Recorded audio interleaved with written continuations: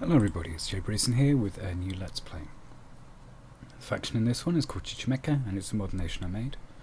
The nations in the game are copies of this faction and it's available at all good modding sites. So in the beginning there's chaos, now the wheels turn again once again, we've seen that before. And let's go over the faction because that's the most important thing for the first video. The unique gimmick of the faction is based around this guy, the Alta Petal. So an Alta Petal is a fort on wheels, effectively, or a travois, more specifically. Where these guys go, they will make a fort. Where these guys aren't, they will tear down a fort. So, if you took over an enemy fort without the army containing an Alta Petal, you have effectively one turn to get one over there. Otherwise, the faction's kind of auxiliaries, in effect, are going to tear down the fort to make sure no one else can get it either. As a result, the faction cannot build forts in a conventional way. It has a double fort cost, but this is really an upgrade cost because these guys can go from fortified village to a wooden fort. And if you build a fort without having an Alta Petal in the province, it will just get torn down, so there's no reason to do so. They have full slots and they are kind of okay leaders. Their intended purpose is not really to go on solo expeditions, although they can. They are basically just a chassis for having a way to make and tear down forts. Their recruitment cost is 4 points, so they are going to fight with your cap-only mages, at least early on in your capital for space. But as soon as they go to a province, like literally on the turn, even if you conquer one with an Alta Petal, they will produce a fort, so you could in theory straight away begin producing another, although it might take a little while. They have some bodyguards to protect themselves against assassination attempts, for example, as I realise that this could be a problem, and they have a second shape change that they can turn into, which is a stationary version. This provides them with some recuperation, so if they take, for example, a limp or a cripple in a fight, it's a way to get it back, and additionally they are lifeless and mindless, so they are not targetable by things such as Mind Hunt, to protect against that. You can freely shape change between the forms, and in the stationary form it also has a useful ability that two Alta Peme can be in the same province and be moving apart. Normally what happens if you have an Alta Petal in its mobile shape, it will create a fort, but if anything moves through, the fort will be torn down if the army moving through contains an Alta Petal as well. It's due to a limitation with the event system that is impossible to work around as far as I know, hence the stationary shape having the ability to keep them up, basically. All that is listed in the description, which I'm sure you had time to read as I was making my spiel there. In terms of their other commanders, you have an Ally, who is a scout with a small amount of leadership and pillager, as well as swimming and a bunch of survivals. These guys combine well with the Gumare, who are one of the sub-tribes of the Chichimeca, as a pillaging force, but they're also just your general purpose scout. At 35 gold, they're a little more expensive than most, but do also provide some additional utility due to the ability to move around with a swimming movement, for example. The Tlacapilli is a kind of civil leader with some additional command, but and tax collector, but they do fight with other guys, so you're fairly limited command point space, hence their cost being a little bit lower, 50 gold, than most tax collecting commanders. The Gochkutli is your main commander. They have a couple of like bodyguard dogs, but those aren't really a big deal. More importantly, they have 80 leadership and inspirational, so they're very good leaders. They also have a high amount of pillagers, so you can use them for raids alongside your warriors. The faction spreads chaos and does have a chaos power using in battle summon, but otherwise does not really benefit all that much from it, apart from the fact that its own recruitment costs are relatively low, with the exception of a couple of cap-only sacreds. so you can certainly take turmoil on the faction, and the gods are a little bit more expensive than normal to kind of make up for that.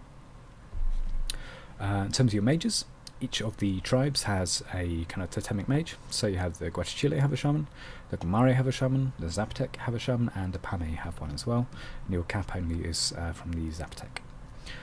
The Guachichile shaman is fire, death, and they get arrows and random. They cannot blood hunt, but they can blood sacrifice. And these guys don't mind doing it. It's just neither here nor there to them.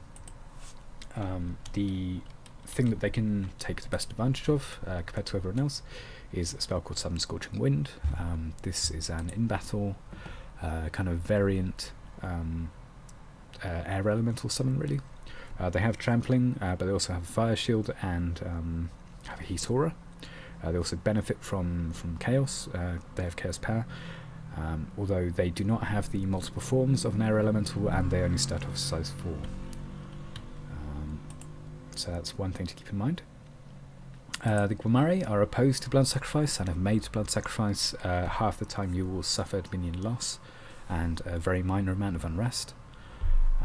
Their magic powers are astral and death. They also have nature access through randoms. This means that the faction has relatively good nature access for an LA faction overall, just because the combination of potentially N2 plus S means you can get up to 4. That means your limit is around 7 using an Ivy Lord with a staff that they can forge using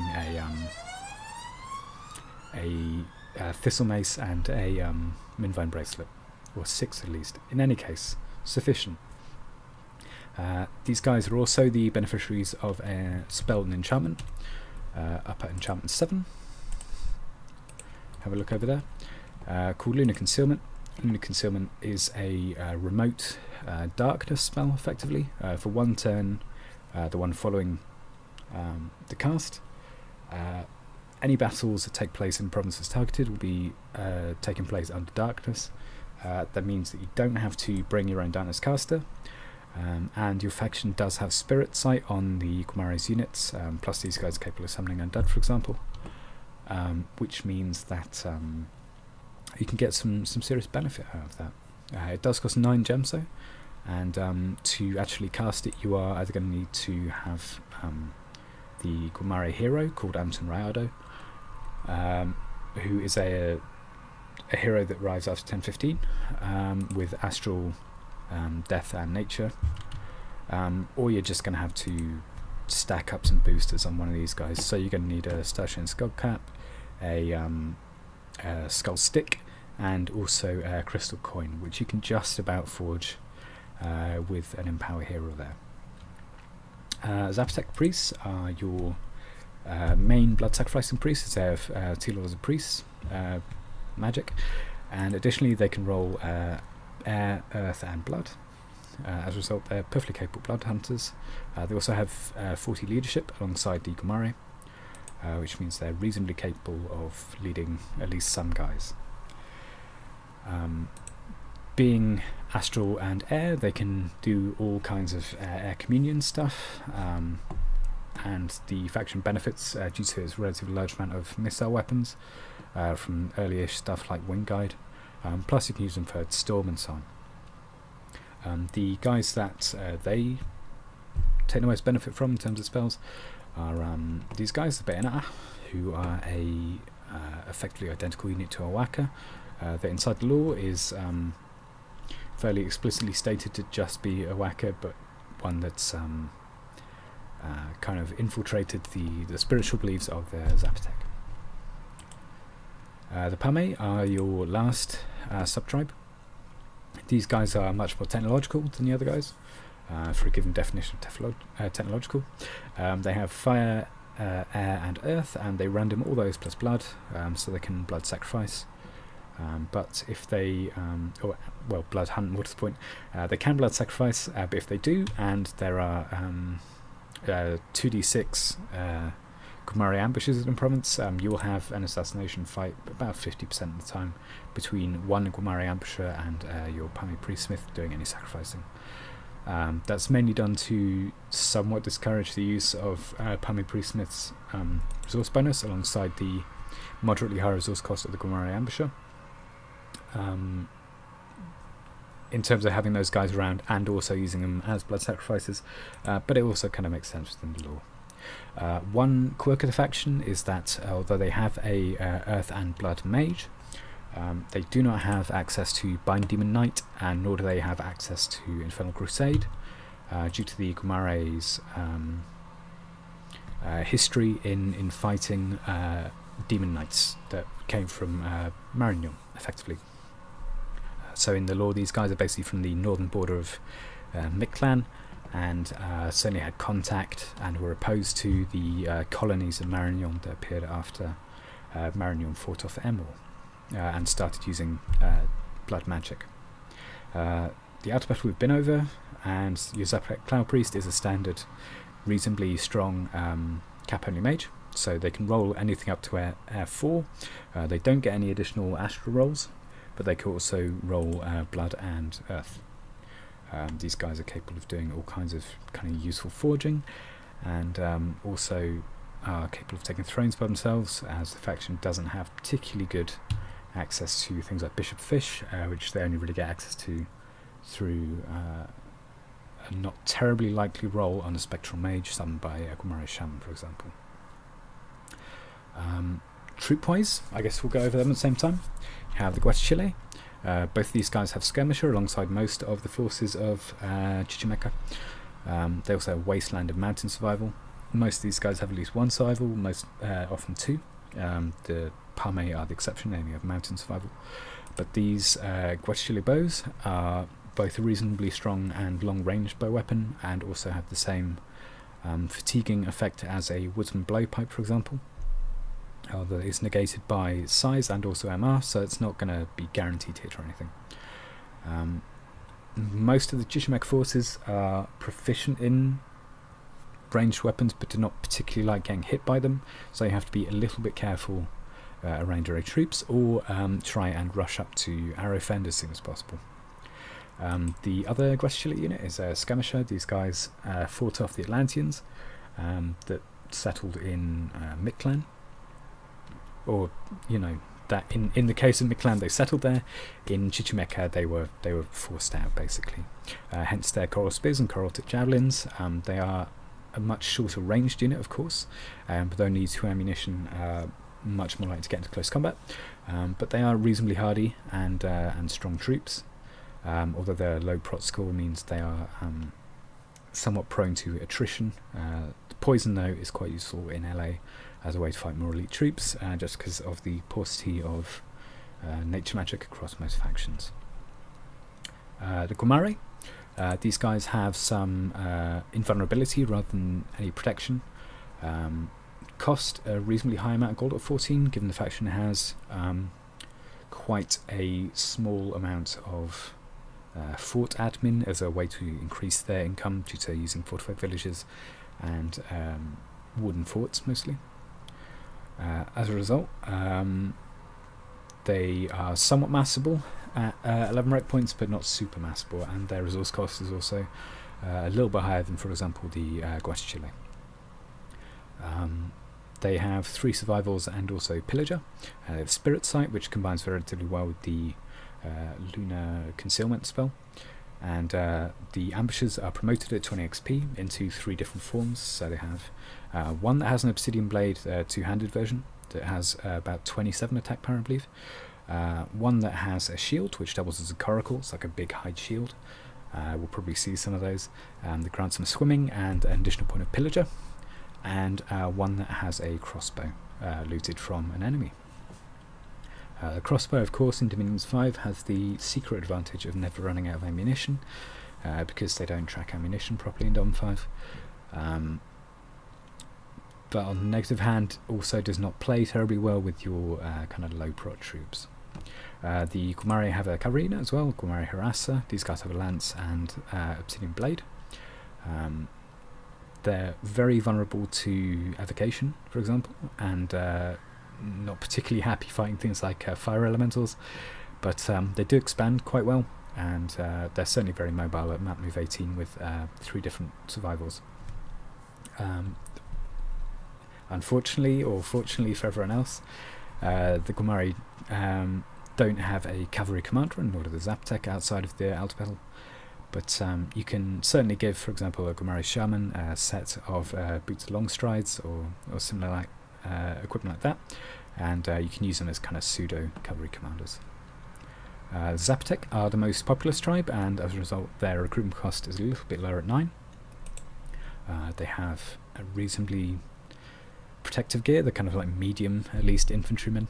The Zaptek bow is more or less a crossbow that fires every single round rather than every 2, with a slightly lower range and a draw blood secondary, albeit one with size resist, so they're not just going to instantly kill off gibbers or anything like that gets hit and penetrated by the weapon.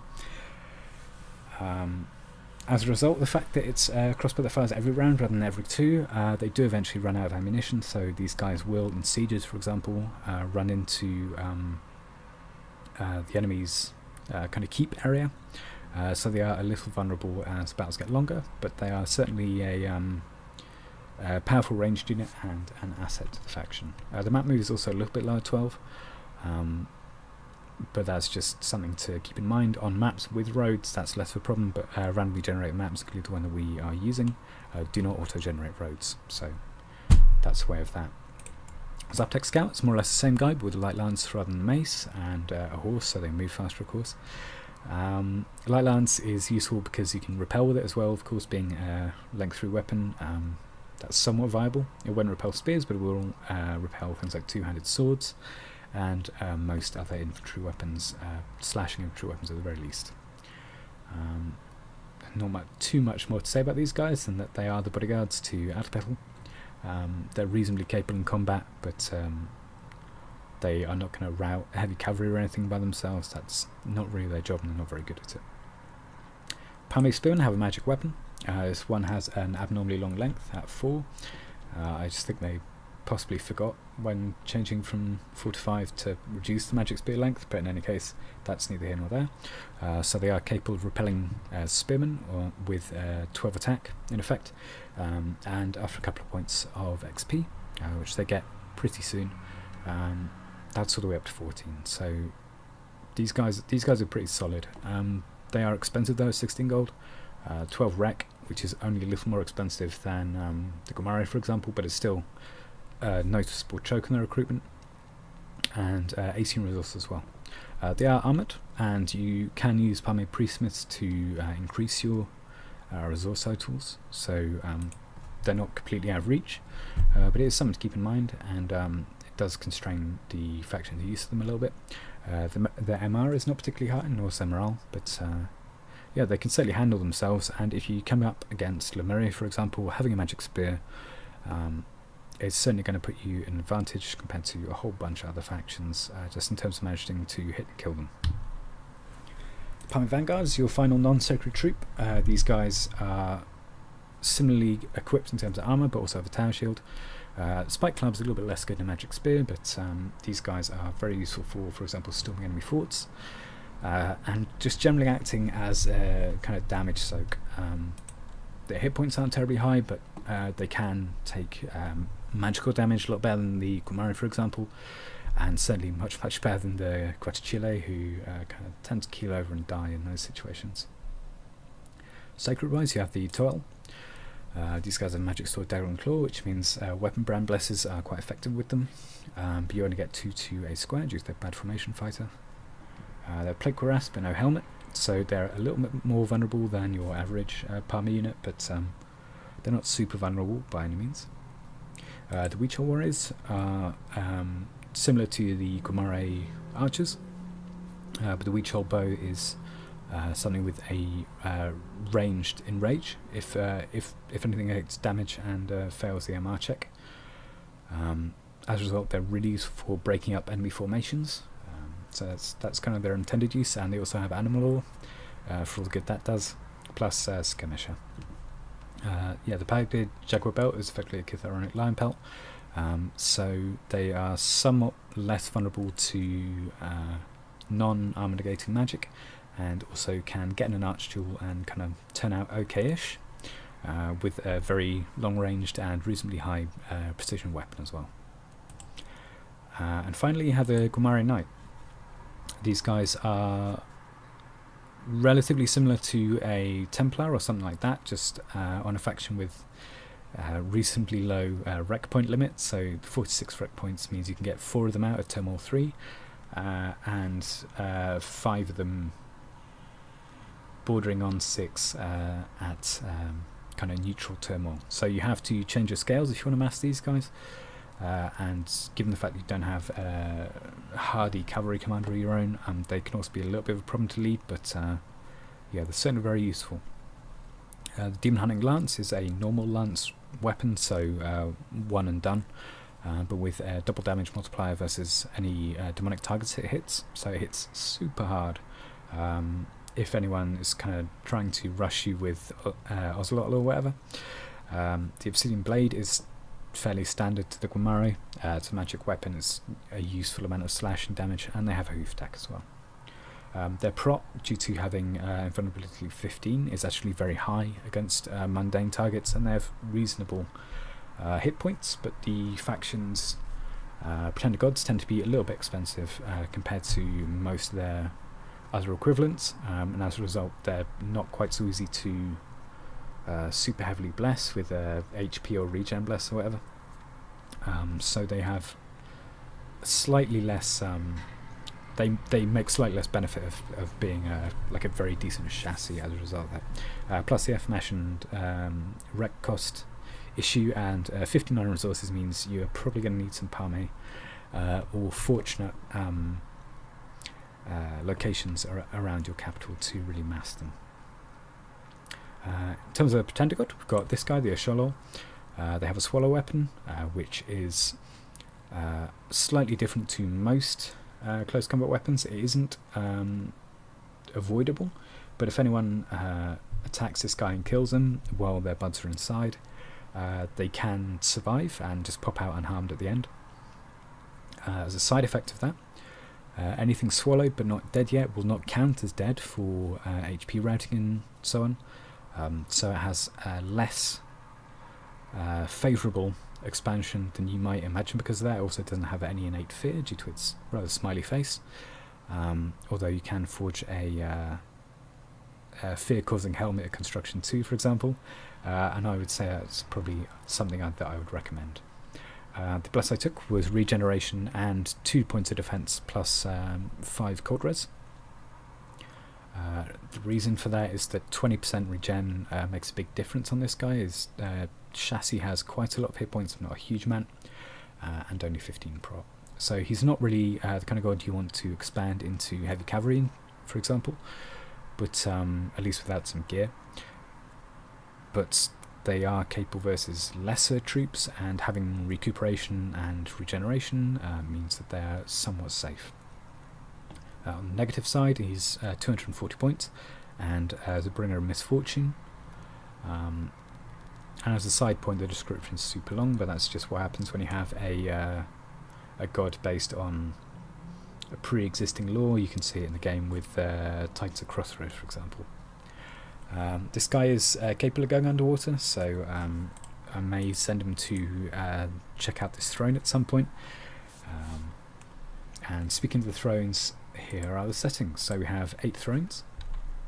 This one is going to be super important actually, the Blessed Troops get air shield one, just because the proliferation of very dangerous ranged weapons compared to the normal prot values of Chichimeca. So whoever gets that is going to be in luck. But yeah, you need 5 to ascend. With the reasonably high map move, low fort defense on the faction, it should actually be quite a short game because of that. The map is also not huge, it's a 90 province map between 5 factions. The Pretenders of the world are Colossus Stonehead, who I would have to assume is the Colossus Stonehead for Chichimeca 3. Blood and Thunder for Crimson Chichimeca, which I would assume is a Pretender god called the Great Bowman, who has air, blood and nature. So probably some kind of Blood Surge Thunder Weapons Bless, which would be expensive but doable. I wish Frostfire was here. I have to assume is the first fisherman, who is another tile equivalent. The faction has, rather than the Mesoamerican tile gods, has kind of avatars of great ancestral people from history. So there's the first fisherman, there is the ancestral ironworker, the great bowman, and the son of the sun. Are their four main tile type gods. They also have, as the other Dom score 3, just a standard demi-lich. They have three Dom 4 chassis that are unique. They have a horse attracting rock with nature and earth. They have a moonstone, which is like a equivalent to monument pretender, and they have a sacred Masholol, who is a Garv with some ability to heal anyone you bring back to capital. And at Dom 2 you have a messenger, and you also have a couple of monsters. You have the Asholol, and you also have a giant puma in effect, called the Huntress. Wheatslamper looks like a stock Mesoamerican name, so I'd assume they're also a Colossal Stonehead, just because the Colossal Stonehead is, on thinking about it, the only base game pretender with a Mesoamerican name the faction has access to. They also have the standard monsters and rainbow gods, and the aforementioned Demi-Lich, plus the Oracle and Blood Fountain. Their own gods are a little bit more expensive than you might expect, but yeah, that was mainly to take into account the faction's quirks when it comes to rec cost, for example, and the fact that it spreads chaos. So, in terms of orders, getting on to turn 0, this guy's going to be prophetized. His army is set up with Holden Fire archers on these Guachicili archers. Gumari ambushes set in a line, set to Holden Tag cavalry, so I'm assuming this is going to be heavy cav, or potentially just a large amount of heavy infantry and light infantry and so on. And recruitment wise, we have an Atalai and some Gumari ambushes. I'm trying to take care not to bring our gold cost too low, because I want to get an Alta out on turn 2.